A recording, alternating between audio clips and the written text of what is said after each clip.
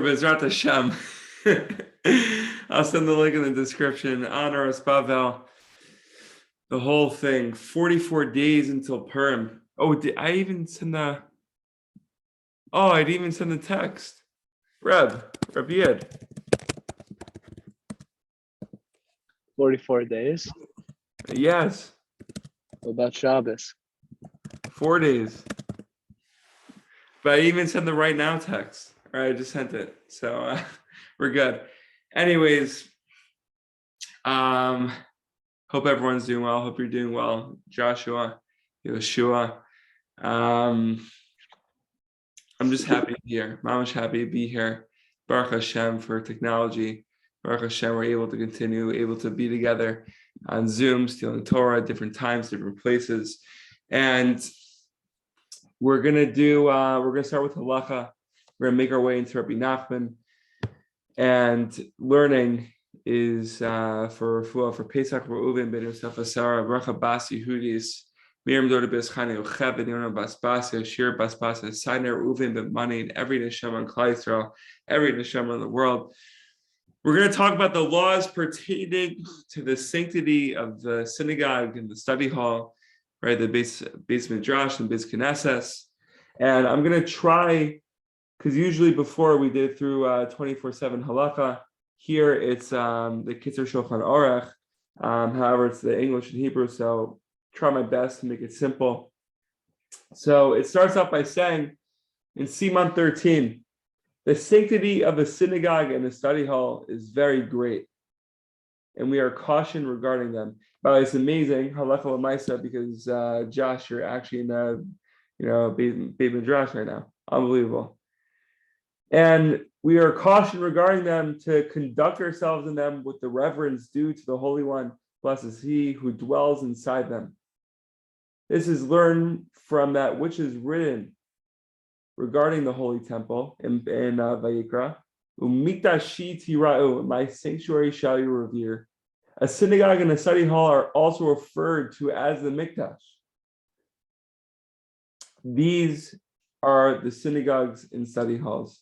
Right, it's also written in Yecheskel, yet I've been for them a small mikdash. And we expound in Megillah regarding them a small mikdash. Therefore, it is forbidden to engage in idle conversation in them, and one may not make calculations inside them, except those relating to a mitzvah, such as accounting of the charity fund and the like. The chaver who come in, and ask for charity, the organization is the whole thing.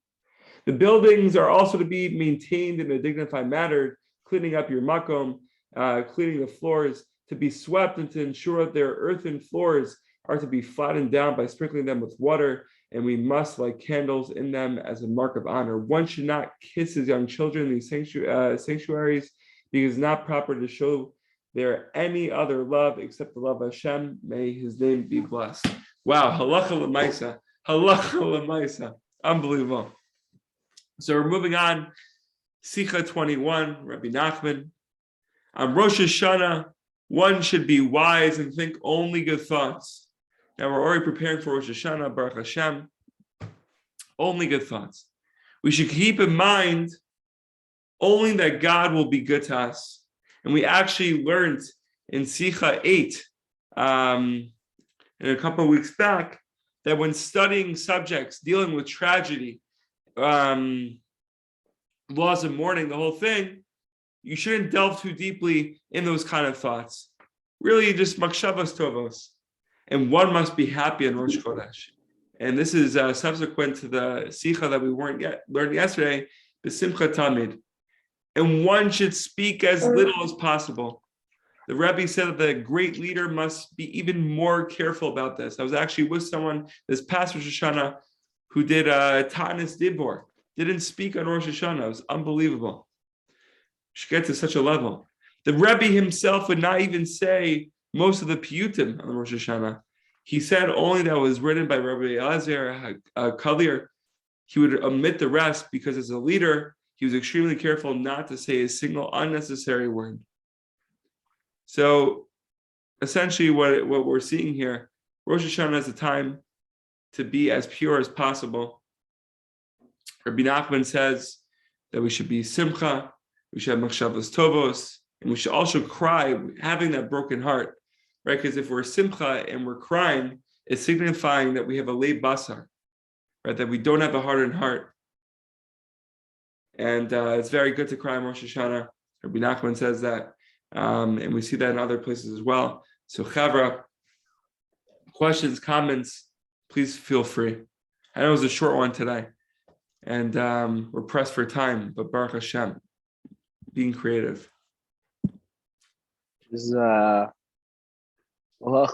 in the Shulchan Aruch that I have here in Knene halacha that the Heilige Reb Jack reminds me of, that it's more kodesh to daven if you can in a Beit Midrash than it is a shul, because in the Beit Midrash you're lifted up not only by tefillah but by the Torah learning of everyone around you. And again, there are a lot of different laws depending on different things.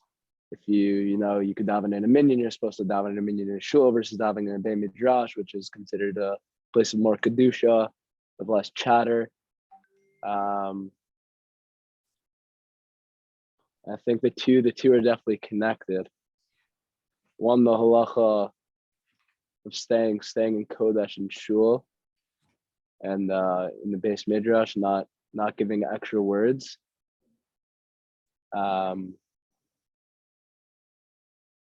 also on Rosh Hashanah, crying but being joyous.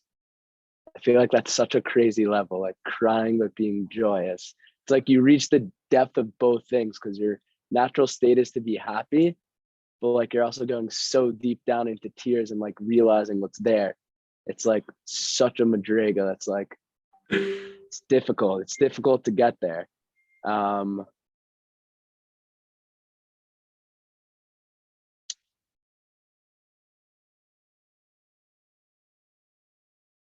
There's something in my head and it just left. It's difficult to get there, but like we could start right now. Like all we have is right now. Like Baruch Hashem, you're in Israel, you Mariv, Mincha, right now. Like we start right now. And even like outside of our set times for Tefillah, Shachar, Mincha, Mariv, throughout the day, just being as joyous as we can. Also being brokenhearted, setting aside time for brokenheartedness. Rabbi Nachman said 1 hour a day should be brokenhearted. He's produced. But outside of that, simcha tamid. But yeah, it's a madriga to get to. It's a high level. But Baruch Hashem, we have right now. Achi. We have right now. Did your thought get back? I was buying you time there. You weren't buying time. You were using time well.